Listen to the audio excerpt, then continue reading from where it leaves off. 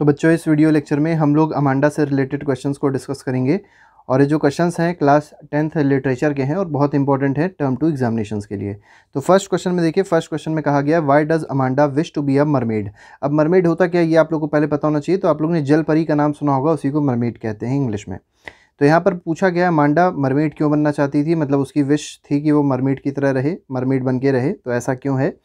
इसके पीछे आंसर जो दिया गया वो है Amanda's mother is constantly instructing Amanda on her behaviour. देखिए जो अरमांडा की जो मदर थी वो क्या हमेशा उसको इंस्ट्रक्ट करती रहती थी, अमांडा को हमेशा टोकती रहती थी कि ऐसे रहो अपने बिहेवियर सही करो।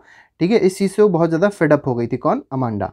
Amanda wishes to be a mermaid because she would be living in a sea without any restrictions. देखिए मरमेड वो अगर बन जाती है, मरमेड अगर वो बनने की ख्वाहिश इसलिए रखती थी क्योंकि वो एक समुद्र में रह सकती है तब, और समुद्र क्योंकि उसमें कोई रिस्ट्रिक्शंस होते नहीं हैं कहीं भी जाने के, कुछ भी करने के, तो कहीं ना कहीं वो बिना रिस्ट्रिक्शंस के रहना चाहती। मतलब वो एक तरीके से कह सकते हो कि हम अपनी मम्मी से वो परेशान हो गई थी क्योंकि उसकी मम्मी हमेशा उसको टोका करती थी। She would lead a life of complete freedom, तो मतलब वो पूरी फ्रीडम में रहना चाहती थी।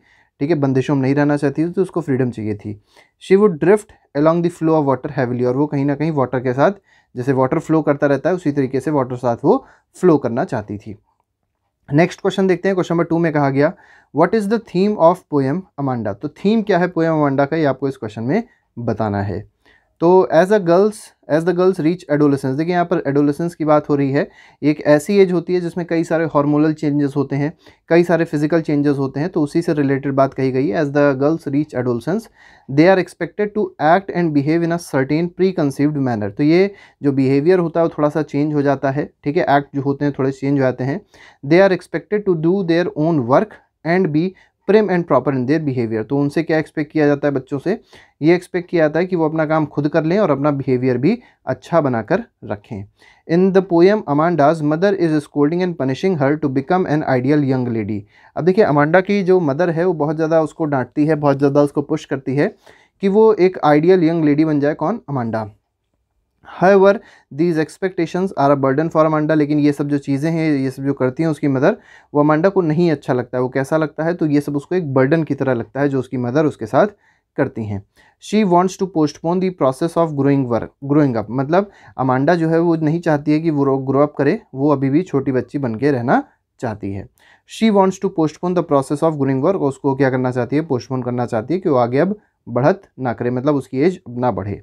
Show she withdraws into childhood world of fantasies and fairy tales. ठीक है, अब देखिए यहाँ पर ये बात कही गई है कि वो अपने चाइल्डहुड से दूर जाना चाह, मतलब चाइल्डहुड में ही रहना चाह रही है जिसमें उसको एक वर्ल्ड ऑफ फैंटेसीज मिलती है, फेरी टेल्स मिलती है। तो ये सब बातें यहाँ पर कही गई है।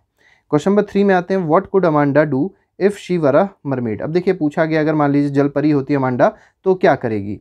तो if Amanda were a mermaid, अगर अमांडा मान लीजिए जल परी बन जाती है, she would have blissful drifted in the sea, मतलब वो पूरे सी में, पूरे समुद्र में आराम से घूमे टहलेगी बिना किसी की रोक टोक के, और वो पूरी फ्रीडम रहेगी उसके पास।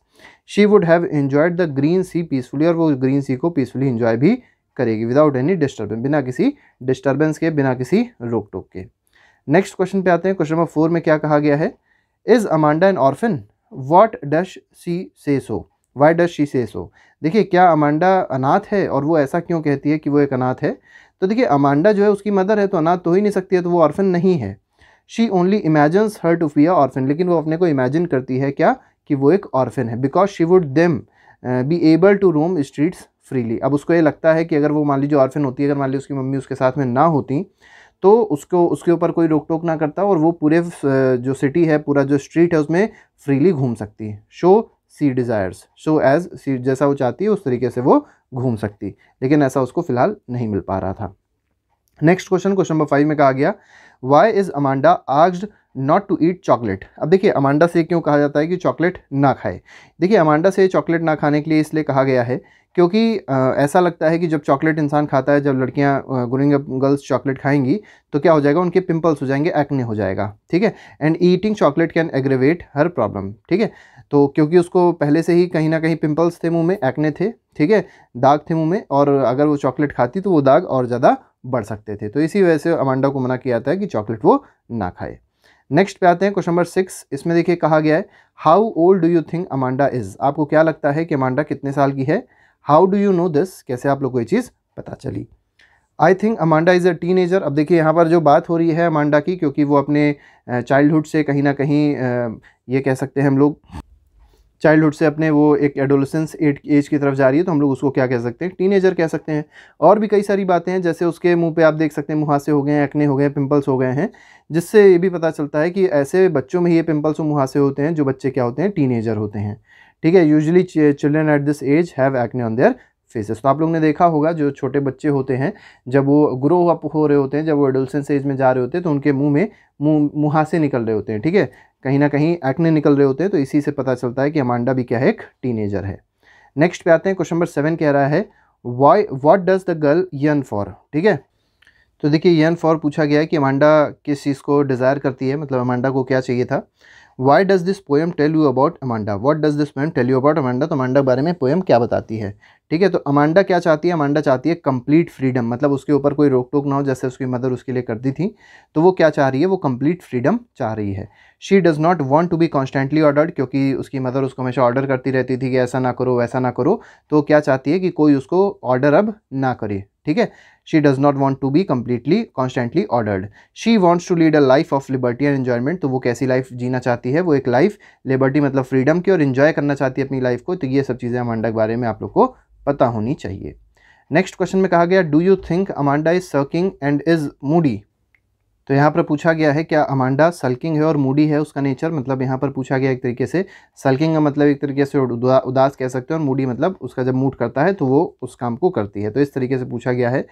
तो इस चैप्टर के हिसाब से हम लोग को पता चलता है जो अमांडा है वो सच में सल्की भी है, सल्किंग भी है, और क्या है, मूडी है। This can be interpreted from the way that Amanda's mother is instructing her to stop sulking and not to be moody, क्योंकि उसकी मदर जो है वो उसको बार बार कहती हैं कि तुम मतलब उदास ना रहो और मूडी भी ना बनो। ठीक है, नेक्स्ट क्वेश्चन पे आते हैं। क्वेश्चन नंबर 9 में कहा गया है describe Amanda's behaviour in the first stanza. तो पहला जो स्टैंजा है उसके हिसाब से आपको अमांडा का बिहेवियर बताना है। What does the speaker asked her to do. तो स्पीकर उससे क्या करने को कहता है आपको बताना है इस क्वेश्चन में। ठीक है, in the first stanza Amanda is biting her nails, hunching her shoulders and slouching. ठीक है, तो देखिए बहुत सिंपल सी बात बताई गई। अमांडा जो है वो अपने नाखून काट रही है, मतलब नाखून को बाइट कर रही है, नाखून चबा रही है। हंचिंग हर शोल्डर्स का मतलब होता है कि अपने शोल्डर्स से कसरत कर रही है, मतलब एक तरीके से कह सकते हैं अपने शोल्डर्स को हाथ को शोल्डर्स की तरफ लेके आ रही है, तो मतलब एक तरीके से एक्सरसाइज टाइप की होती है हंचिंग। और स्लाउचिंग का मतलब होता है टेढ़े होकर बैठी है, जैसे मान लीजिए ये रीढ़ की हड्डी है तो वो ऐसे करके बैठी है, जैसे आप लोग ने देखा होगा बहुत सारे लोग ऐसे बैठते हैं टेढ़े होके। तो जो स्पीकर है वो क्या कह रहा है, the speaker asks her to stop biting her nails. तो वो क्या कहेगा, वो कह रहा है कि नाखून मत चबाओ, not to hunch her shoulders, मतलब अपने शोल्डर्स को हंच ना करो, और कैसे बैठो, स्ट्रेट बैठो। तो ये सब चीज़ें बोली हैं किसने, स्पीकर ने। किससे, अमांडा से। तो इसका मतलब ये हुआ कहीं ना कहीं अमांडा कोई भी चीज़ के लिए फ्री नहीं थी, हर आदमी हर पर्सन उसको कहीं ना कहीं टोक रहा था। नेक्स्ट पे आते हैं। तो यही हमारे फिलहाल क्वेश्चंस थे। बाकी के जो क्वेश्चंस हैं हम लोग ने प्लेलिस्ट में लगा दिए सारे चैप्टर्स के, उसको आप लोग जाके देख सकते हैं और एक बार क्विक रिवीजन अपना कर सकते हैं। तो सभी को गुड लक। आज के लिए फिलहाल इतना ही। Thank you very much, good bye, जय हिंद।